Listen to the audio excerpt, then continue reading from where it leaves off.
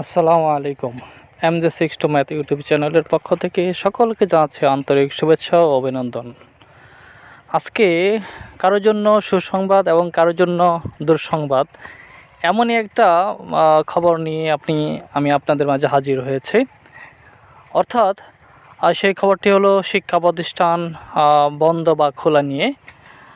আমরা জানি অনেক দিন যাবতই শিক্ষা প্রতিষ্ঠান শুক্র এবং শনিবার দুদিন, অর্থাৎ নতুন কারিকুলাম অনুসারে শুক্র এবং শনিবার দুদিন প্রতিষ্ঠান বন্ধ থাকে।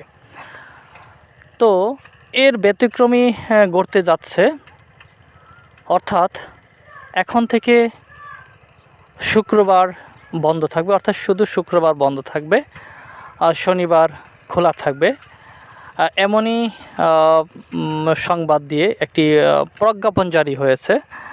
আর এই প্রজ্ঞাপনটি নিয়েই বিস্তারিত ভিডিও থাকছে। বিস্তারিত আমি আপনাদেরকে প্রজ্ঞাপনটি দেখিয়ে দিচ্ছি এবং তার বিস্তারিত ব্যাখ্যা আপনাদের মাঝে তুলে ধরার চেষ্টা করব। অর্থাৎ ভিডিওটি শেষ পর্যন্ত দেখুন, তাহলে আপনাদের সব কিছু বিস্তারিত আপনারা এখান থেকেই জানতে পারবেন।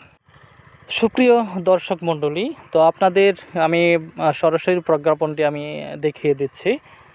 প্রজ্ঞাপনটি জারি করা হয়েছে 25শে এপ্রিল 2024, যেখানে উল্লেখ রয়েছে, সংশ্লিষ্ট সকলের অবগতির জন্য জানানো যাচ্ছে যে পবিত্র ঈদ উল ফিতরের ছুটির ধারাবাহিকতায় তাপদাহের কারণে গত 20/4/2024 খ্রিস্টাব্দ তারিখ মাধ্যমিক ও উচ্চ শিক্ষা অধিদপ্তরের স্মারক নং এত মোতাবেক ঘোষিত ছুটি সমাপ্ত হওয়ার শিক্ষা প্রতিষ্ঠানসমূহে শ্রেণী কার্যক্রম চালুর বিষয়ে নিম্নরূপ সিদ্ধান্ত প্রদান করা হলো।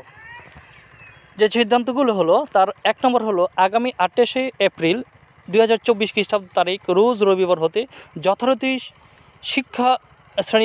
শিক্ষা প্রতিষ্ঠানসমূহ খোলা থাকবে এবং শ্রেণী কার্যক্রম অব্যাহত থাকবে।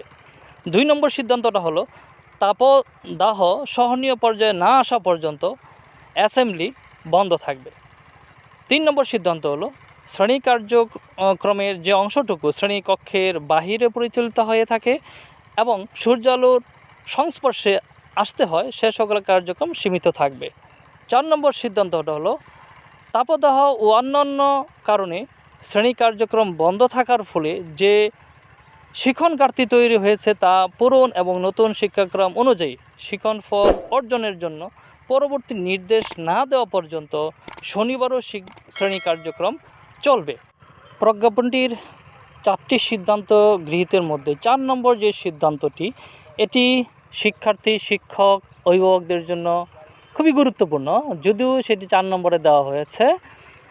তো এই বিষয়টা অনেক শিক্ষার্থী, অভিভাবক এবং শিক্ষকদের মধ্যে একটি প্রভাব বিস্তার করবে যদি সেটি দীর্ঘস্থায়ী হয় কিংবা স্থায়ী হয়। তো আশা করব সব কিছু স্থিতিশীল হলে আবার নতুন শিক্ষাক্রম অনুসারে 2 দিন শিক্ষা প্রতিষ্ঠান বন্ধ থাকবে, সেই প্রত্যাশাই আমরা করে থাকি। কারণ এই 2 দিন বন্ধ থাকার ফলে শিক্ষক শিক্ষার্থী তারা বাড়িতে অনেক ধরনের কাজকর্ম করে থাকেন, যেটি শিক্ষা কার্যক্রমকে ব্যাহত করে বলে আমি মনে করি না।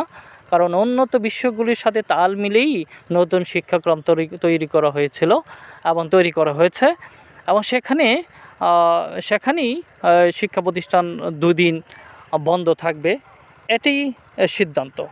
সুতরাং জাতীয় শিক্ষাক্রম রূপরেখা 2021 বিস্তরণ 2022 অনুসারে শুক্র এবং শনিবার শিক্ষা প্রতিষ্ঠান বন্ধ থাকবে, এমনই ফিরে আসবে, এই প্রত্যাশা রেখে সকলকে আন্তরিক ধন্যবাদ জানিয়ে আজকের মতো এখানেই শেষ করলাম। আল্লাহ হাফেজ।